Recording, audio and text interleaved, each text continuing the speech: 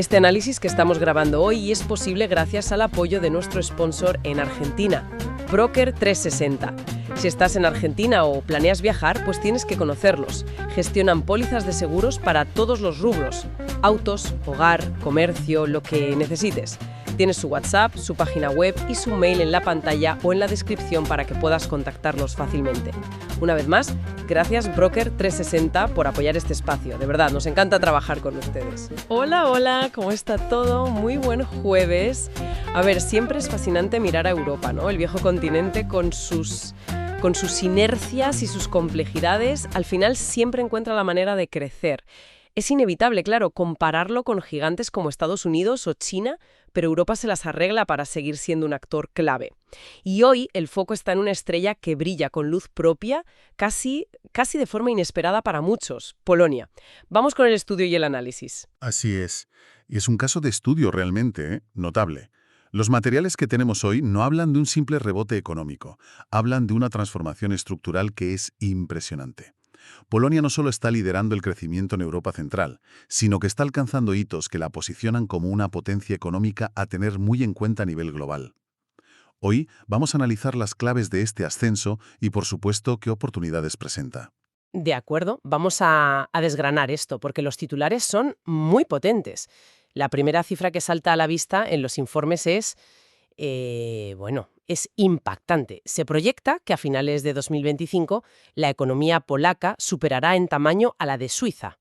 Exacto. Eso significa convertirse en la 20ª economía más grande del mundo. O sea, son palabras mayores. Y no es una proyección sin fundamento, ¿eh? Los datos del tercer trimestre de 2025 ya lo confirman. El PIB registró un crecimiento interanual del 3,8%. Un 3,8%. Sí, esto es una aceleración muy notable, más del doble que la media de la eurozona. Y lo más interesante es de dónde viene ese crecimiento. El motor principal, el corazón de esta expansión, es un consumo doméstico muy fuerte. O sea, que no es solo un tema de exportaciones o de fondos europeos, es la gente en la calle consumiendo. ¿Y por qué ahora? Pues porque el mercado laboral está excepcionalmente ajustado. La tasa de desempleo es una de las más bajas de toda la Unión Europea. Está estable en un 3,1%. Un 3,1%. Eso es prácticamente pleno empleo. Prácticamente. Y eso genera una presión al alza sobre los salarios, que están creciendo por encima de la inflación. La gente no solo tiene trabajo, sino que cada vez tiene más poder de compra. Eso crea un círculo virtuoso de consumo que, es muy difícil de frenar. Entiendo. Un mercado laboral fuerte impulsa el consumo y eso hace crecer la economía. Pero claro, después de un año tan bueno, la pregunta es si es sostenible. ¿O estamos viendo un pico que luego se va a moderar? Es la pregunta clave, sí. Y tanto la Comisión Europea como el Fondo Monetario Internacional parecen coincidir en que esto tiene recorrido. Sus proyecciones apuntan a que Polonia mantendrá un crecimiento del 3,5% para 2026. Vale. La inflación, que era una preocupación, parece estar controlándose. Se sitúa en el 3,4% para este 2025, y con tendencia a la baja. Sin embargo, y esto es importante, no todo es perfecto. Hay un nubarrón en el horizonte: el frente fiscal. Aquí es donde se pone realmente interesante. Este crecimiento tan espectacular no puede ser casualidad. El análisis que tenemos identifica 3 pilares estratégicos que explican este milagro polaco. Y el primero, tengo que admitir que me sorprendió: la defensa como política industrial. Es que es una jugada maestra a nivel estratégico. Polonia ha hecho un compromiso muy claro: convertirse en la mayor potencia militar terrestre de la Unión Europea. La mayor de la UE. La mayor. Y para lograrlo, están destinando cerca del 5% de su PIB a defensa. Para que nos hagamos una idea, esos son unos 50.000 millones de dólares anuales. La mayoría de los países de la OTAN luchan por llegar al 2%. Es una cifra astronómica.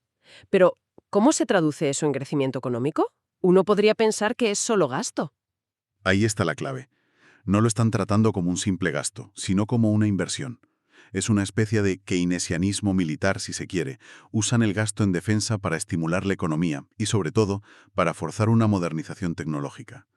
¿Puedes darnos un ejemplo práctico de cómo funciona eso? Claro, el mejor ejemplo es la colaboración con Corea del Sur. Han firmado acuerdos para producir conjuntamente los tanques K2 y los sistemas de artillería Hanwha, en suelo polaco. Ah, vale. Esto no es solo comprar tanques. Implica una transferencia masiva de tecnología. Las fábricas polacas están aprendiendo a trabajar con los estándares de uno de los líderes mundiales en armamento. Y ese conocimiento no se queda en el sector militar, se filtra a otros sectores civiles: metalurgia de precisión, electrónica avanzada, desarrollo de software crítico. Están creando un ecosistema de innovación y empleos de alta cualificación alrededor de la industria de defensa. Entendido. O sea, es una inversión forzosa en I+D con la seguridad como excusa. Muy inteligente. Vale, ese es un pilar. Pero, ¿qué pasa con la economía civil? El segundo pilar que mencionan los informes es la evolución de su sector servicios y un término que cada vez oímos más, el nearshoring. Correcto. Y aquí también vemos un salto de calidad enorme. Polonia ha dejado de ser el back office de bajo coste de Europa, el lugar donde se externalizaban las tareas baratas. Ha madurado. Se ha convertido en un centro de competencia global. El sector de servicios empresariales ya aporta el 5,7% del PIB y emplea casi 500.000 de profesionales. Imagino que antes eran sobre todo call centers y contabilidad básica. ¿Qué ha cambiado? Exacto. El cambio es cualitativo. Hay un dato en los informes que lo dice todo. El 58,6%, casi el 60%, de los puestos en estos centros de servicios ya requieren habilidades avanzadas. Habilidades avanzadas. Sí, y largos periodos de formación. Hablamos de centros de ciberseguridad, de desarrollo de software, de análisis de datos. Ya no compiten por precio, compiten por talento. Y ahí es donde entra el nearshoring, ¿no? Expliquemos bien el concepto. Las empresas de Alemania, Reino Unido o Estados Unidos se dieron cuenta de que tener sus operaciones críticas a miles de kilómetros era un riesgo, y Polonia se ha convertido en el destino preferido para reubicar esas operaciones. Y están a la última, por lo que veo. A la vanguardia, sí. El 74% de estos centros ya usan automatización inteligente y casi el 85% ve la inteligencia artificial como una oportunidad estratégica. Defensa de alta tecnología, servicios de alto valor. La imagen de la economía polaca está cambiando por completo. Y nos queda el tercer pilar, que para mí es el más difícil y ambicioso: la energía. Yo conozco la dependencia histórica de Polonia del carbón, que es casi una cuestión de identidad nacional. ¿De verdad están consiguiendo darle la vuelta a eso? Radical es la palabra que usan los informes, y creo que es la correcta. Están abordando su dependencia del carbón, que es profunda, con una estrategia doble y muy agresiva. Por un lado, una apuesta decidida por la energía nuclear, algo que genera mucho debate en Europa, pero que ellos tienen claro. Ujú. Ya hay legislación aprobada para inyectar más de 60.000 millones de zlotys al programa, con el objetivo de tener el primer reactor operativo en 2036. ¿Y la otra parte de la estrategia? Al mismo tiempo, están desarrollando las energías renovables a una escala masiva, sobre todo la eólica marina en el mar Báltico. Tienen un potencial enorme ahí.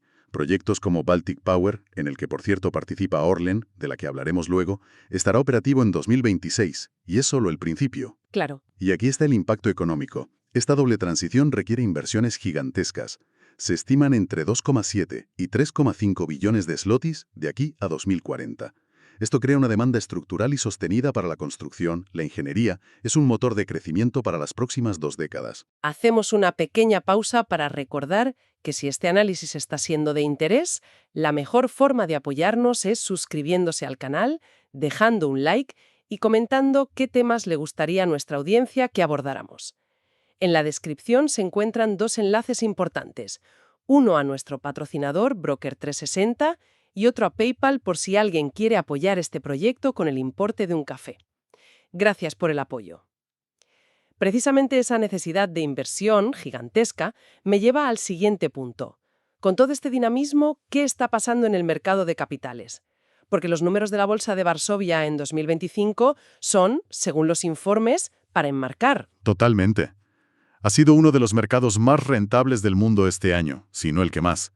El índice principal, el WIG, que es el más amplio, alcanzó un máximo histórico de 113.459 puntos. Y el WIG 20, que agrupa a las 20 empresas más grandes, superó los 3.000 puntos por primera vez en 17 años. Hay un apetito inversor muy claro. Estamos hablando de una subida del WIG de casi el 40% en lo que va de año. Es una locura. Pero después de un rally así, la pregunta que se hace todo el mundo es si no es ya demasiado tarde para entrar. ¿Queda recorrido o es el típico rally que se agota? Es la pregunta del millón. Y aunque siempre hay riesgo de corrección, hay factores estructurales que sugieren que esto puede ser más que un rally puntual. Por un lado, el propio mercado se está sofisticando. Están introduciendo nuevos productos como un ETF sobre el futuro de la defensa. Conectando con el primer pilar que comentábamos. Exacto. E incluso el primer ETF de Bitcoin en Polonia. Pero la clave, el gran catalizador que todos esperan, es la inminente implementación de las cuentas de inversión personal, las OKI. ¿Qué son exactamente estas cuentas UKI? Pues pensemos en ellas como cuentas de inversión o de jubilación con importantes beneficios fiscales, un poco al estilo de los 401(k) en Estados Unidos. El objetivo es incentivar el ahorro a largo plazo de los ciudadanos polacos, canalizándolo hacia el mercado de capitales local. Y se espera que entre mucho dinero, ¿no? Muchísimo. Las estimaciones del informe son que este producto podría traer unos 100.000 millones de zlotys, que son unos 25 millones de dólares, al mercado en los próximos 3 años. Eso es un flujo de capital constante que podría dar un soporte muy fuerte a la bolsa. Vale, me queda claro el panorama. Pero vamos a lo concreto. Si una persona que invierte mira a Polonia, ¿dónde están las oportunidades más claras según el análisis? ¿Qué nombres propios destacan? Pues mira, el informe desglosa varios sectores y empresas que son muy representativos de esta transformación. Empecemos por la banca, que siempre es un buen termómetro. El sector se ha beneficiado enormemente del entorno de tipos de interés altos. El líder indiscutible es PKO Bank Polski, que reportó una rentabilidad sobre el capital, un ROE, del 19,4%. Un momento. Expliquemos qué es el ROE y por qué esa cifra es tan importante. El ROE, o Return on Equity, es una medida clave de la eficiencia de un banco. Básicamente nos dice cuántos beneficios genera por cada euro de capital de sus accionistas. Vale. Para poner ese 19,4% en perspectiva, la media de los grandes bancos de la eurozona apenas roza el 8 o 10%. O sea, el doble. PKO Bank Polski está operando a un nivel de rentabilidad que duplica al de sus competidores europeos. Es una máquina de generar beneficios. El doble. Queda claro. Ok, la banca como reflejo de la buena salud económica. ¿Qué más? Mencionaste el sector energético. Aquí la protagonista indiscutible es Orlen. Tras varias fusiones se ha convertido en la mayor multi-utility de Europa Central. Una multi-utility. Sí, es una empresa que opera en varios negocios energéticos a la vez. Refino de petróleo, gasolineras, petroquímica y, cada vez más, generación de electricidad. Orlen es el vehículo principal para ejecutar la transición energética del país. Tiene un plan de descarbonización masivo y, algo muy importante para quien invierte, una política de dividendos progresiva y predecible. Han garantizado 4,50 zlotys por acción para 2025. O sea, una apuesta directa a ese tercer pilar de la transformación energética. Y en el consumo, que decíamos que era el gran motor. Ahí el informe destaca a PLP. Es como el Inditex de Europa del Este, la empresa dueña de marcas de ropa como Reserved o Sinsay. Ha visto un crecimiento de ingresos del 22% en el último trimestre. Y es fascinante ver su estrategia. A ver. Su marca de bajo coste, Sinsay, está teniendo un éxito arrollador en su expansión por el centro y sur de Europa. Vas por cualquier ciudad de la región y sus tiendas están por todas partes y siempre llenas. Han dado con la tecla del fast fashion a precios imbatibles. Perfecto. Y nos faltan dos sectores que siempre generan mucho interés. La tecnología financiera o fintech y las materias primas. En el mundo fintech, el caso de XTB es paradigmático del nuevo dinamismo polaco. Es una historia de crecimiento global desde Polonia. Es un broker online que ha superado el 1.900.000 clientes en todo el mundo, con una expansión muy fuerte en Europa y también en Latinoamérica. Un modelo muy escalable, imagino. Muy escalable, sí, digital. Se beneficia de la tendencia global del aumento de la inversión minoritaria. Y en minería, KGHM. KGHM es un activo estratégico no solo para Polonia, sino para el mundo. Como uno de los mayores productores de cobre y plata, es una pieza clave para la transición energética global. Claro, no hay coches eléctricos ni paneles solares sin cobre. Exacto. Todo esto dibuja un panorama extraordinariamente positivo. Pero siempre hay que mirar la otra cara de la moneda. Me cuesta creer que no haya riesgos importantes. ¿Cuáles son los desafíos o esas nubes negras que el informe destaca? Por supuesto que los hay, y el análisis es equilibrado en ese sentido. Señala 3 riesgos principales. El primero es precisamente el que mencionamos antes, el desafío fiscal. Para financiar ese enorme gasto en defensa y las políticas sociales, el déficit público se ha disparado al 6,8% del PIB. Va de Bruselas. ¿No se corre el riesgo de que este milagro se financie con una deuda que luego sea impagable y acabe ahogando el crecimiento? ¿No es este el talón de Aquiles de toda la historia? Es, sin duda, el mayor riesgo a medio plazo. De hecho, estas cifras han puesto a Polonia bajo el procedimiento de déficit excesivo de la Unión Europea. Y eso significa que Bruselas les va a exigir ajustes y recortes. La deuda pública también va a aumentar.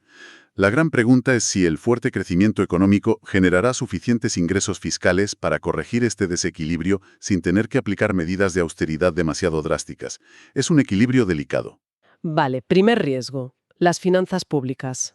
¿El segundo? El segundo es una paradoja, el mercado laboral. A pesar de la bajísima tasa de paro, que es una gran noticia, hay una restricción estructural. La población polaca, como la de casi toda Europa, está envejeciendo y la mano de obra empieza a escasear, sobre todo la cualificada. Ajá. Se estima, por ejemplo, un déficit de 50.000 profesionales de tecnologías de la información. Las empresas que no inviertan fuerte en automatización o no consigan atraer talento extranjero se enfrentarán a una presión de costes salariales muy fuerte. Y el tercero es el que todos tenemos en mente, me imagino, el factor geopolítico. Inevitablemente. La situación en su frontera oriental, con la guerra en Ucrania, sigue siendo un factor de volatilidad constante.